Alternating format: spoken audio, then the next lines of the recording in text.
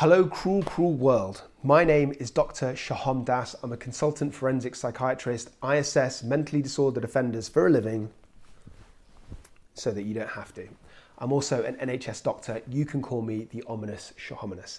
Now, even if you're as old as me, you've almost certainly heard of Andrew Tate. I've done another couple of videos on my psychological analysis of him, why I think he's a narcissist, why he's histrionic, and why he's the textbook example of toxic masculinity. But this video is about something else. This video answers the question, why is he so popular, especially amongst teenagers and young boys? Why is he so influential? So there's lots of different factors. Let's get straight into them. So I think part of the reason is that he speaks to impressionable young men who feel somewhat kind of ignored or marginalized. And the reason for this, I think, is because there's been a recent kind of movement towards woke culture.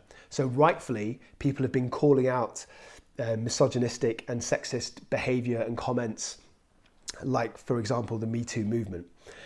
And I think that there's a kind of backlash against that. So there's some men that feel that their male privilege is being challenged, and they see Andrew Tate as like an icon or an idol of representing what they're losing, which is like this hyper-masculine male kind of position. So they see him as a voice to speak out against what they think is going on that's against them. So he basically says, and he verbalizes the things that they might not necessarily want to say out in public. I also think there's something that's generally a bit rebellious about backing Andrew Tate. So being rebellious, going against the grain of society has existed for many, many decades. We look at sort of punk rock, we look at gangster rap, we look at gangs, we look at football hooliganisms. There's something in the DNA of teenagers, adolescents, young adults to kind of rebel. And I think, again, because of the zeitgeist recently has been about woke culture, this is a really clear way to be controversial and to rebel. And the other thing is that Andrew Tate is really good at portraying this image of success. So they see him as like something to aspire to. So he's somebody who's become a multimillionaire, and he's done it with very little kind of effort. He doesn't have like a particular skill. He's not worked hard on something. He's just been a media star, a YouTube sensation. So he's managed to make these millions just by living this lavish lifestyle and saying controversial things. And I think that's kind of like the wet dream for a lot of teenagers, especially teenage boys. It's like the ideal kind of circumstance to just be outlandish and make millions of dollars from that. So I think they want to be like him. And he feeds off this. He had this website in the past, which basically promised that if you pay him, he'll give you the keys towards this success. And obviously it's all smoke and mirrors. Even though it worked for him, there's not actually a strategy for the average person to do it.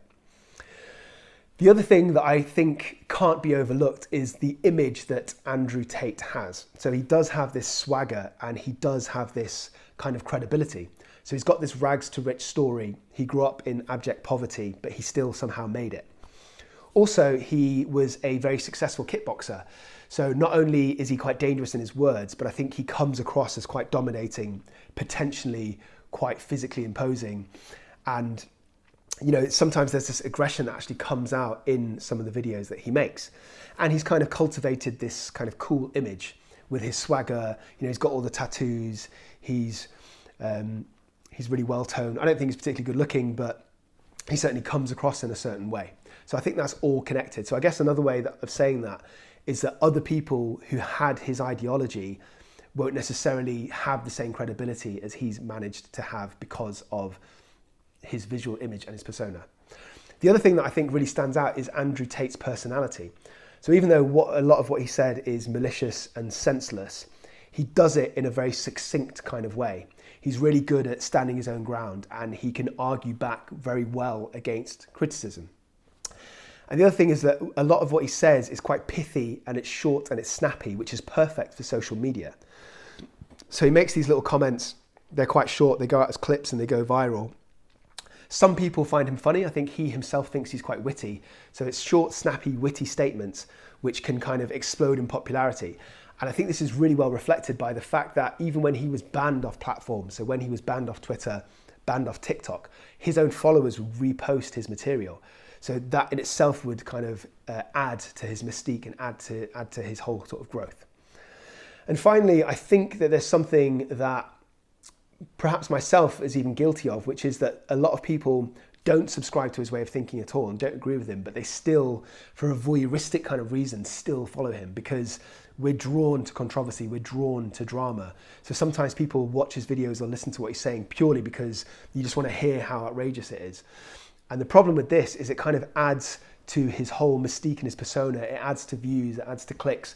It kind of bumps his videos up the algorithm on social media. So it contributes to his overall popularity, even though some of the people that do that don't necessarily agree with what he's saying. It still helps him ultimately. So those are my thoughts. This is a bit of an ad hoc video. I'm doing a segment on this kind of topic with Sky News, so chickadee, check that out. I'll try and put it on my channel if I can. And I hope I've given you some insight into why I think Andrew Tate is so popular amongst teenagers, particularly young boys, even young girls, I have to say, and why I think this makes him particularly dangerous. Let me know what you think in the comment section below. Did I miss anything? Are there any elements that you think I've got wrong? Always up for a healthy debate. Until next time, peace, have a blessed day, stay euthymic, and remember, I love you.